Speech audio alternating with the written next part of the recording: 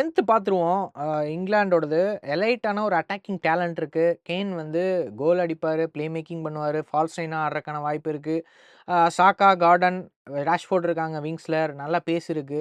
So Bellingham வந்து டிக்டேட்டரா இருக்க போறாரு. அதே மிட்ஃபீல்டு பேலன்ஸுமே நல்லா இருக்கு. ரைஸு அதே மாரி பெல்லிங்ஹாம் இவங்கலாம் வந்து மிட்ஃபீல்ட்ல வந்து நல்ல குவாலிட்டியான பிளேயர்ஸ் தான். செட் பீஸ் த்ரெட் இருக்கு.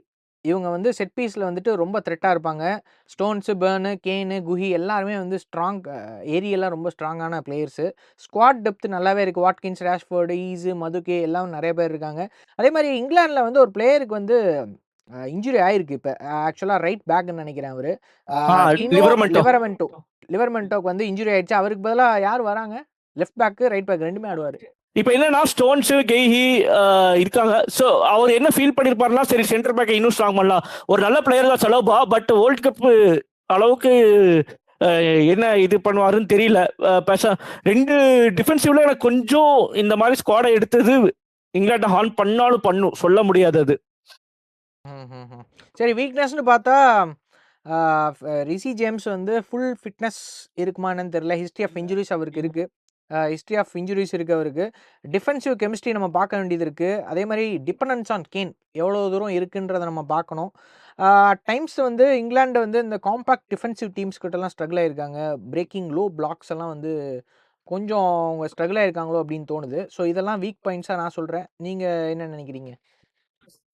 இப்ப என்னன்னா இப்ப எல்லாமே டிஃபெண்டர்ஸ் நல்லா ஹைட் எல்லாமே வச்சிருக்காங்க.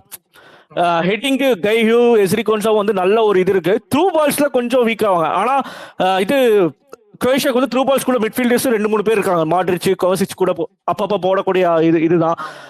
இதுல வந்து என்ன அட்டாக்கிங் மிட்ஃபீல்டு வந்து குரோஷியாவுக்கு ரொம்ப இம்பார்ட்டன்டா பிளே ஆகும். அவரோட கேம் இருந்துச்சுன்னா இங்கிலாந்துக்கு டஃபாக வாய்ப்பு இருக்கு.